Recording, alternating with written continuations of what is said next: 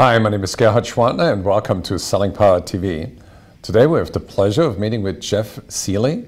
He is CEO of Karoo. Welcome, Jeff. It's great to be here, Gerhard. Now, you are the master in sales training.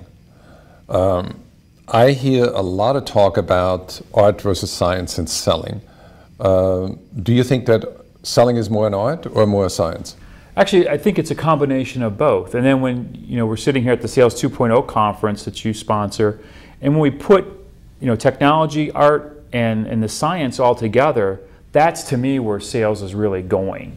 And the days of the independent salesperson with all this product knowledge is going to be replaced because all that's available through technology.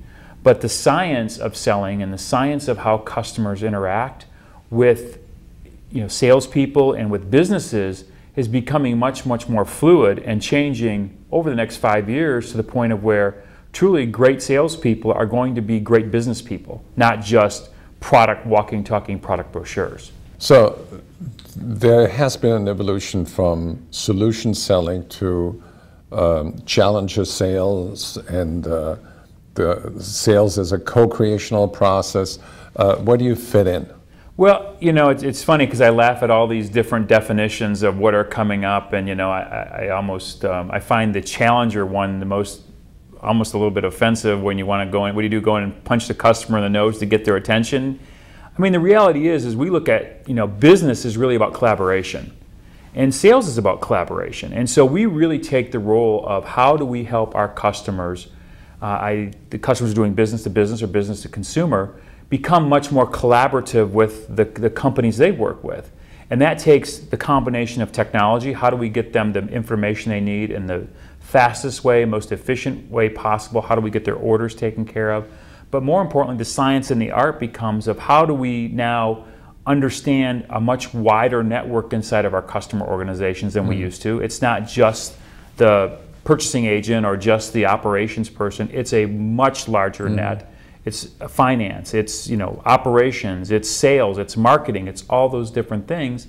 And the science becomes, now how do I interact with each one of those people in a way that brings value? So that's behavioral science you're talking about. Absolutely. Right. So how has technology changed behavior?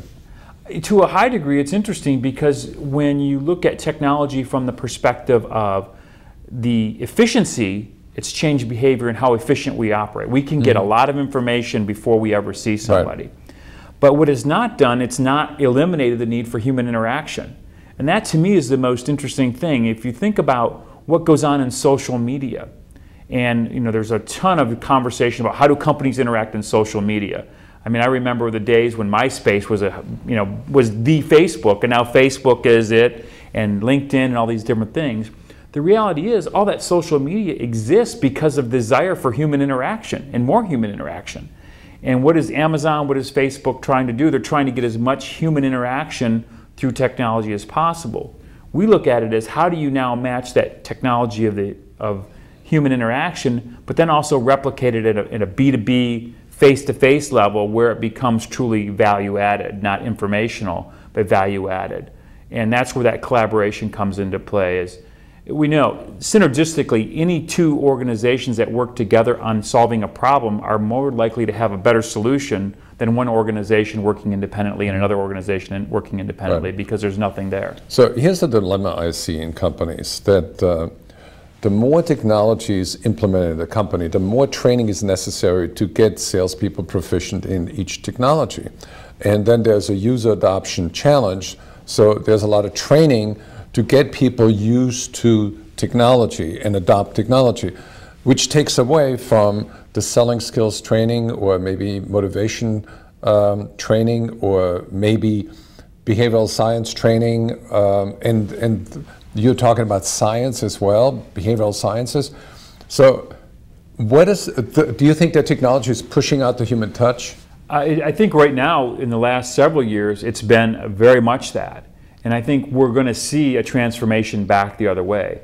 And a portion of that is the ability to deliver technology, training through technology on product training, or even simplistic procedure training or process training. You can deliver that through an e-learning platform right now that's very cost effective. But the reality is selling is always going to be a face-to-face, human being to human being requiring interaction. And so companies are going to have to invest more and more over time.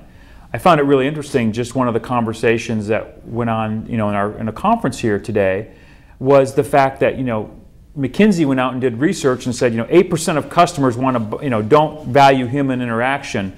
Their stated value was, I think, 8%. But their actual use of it was the highest at 24%.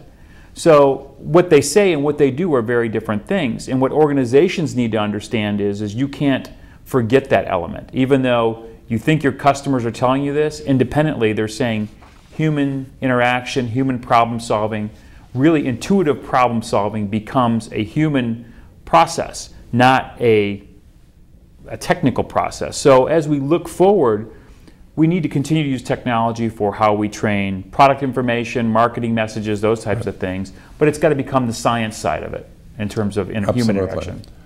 Well, thank you, Jeff. We're going to continue our conversation tomorrow with Jeff Seeley, where we talk about how technology has changed training and coaching and sales development.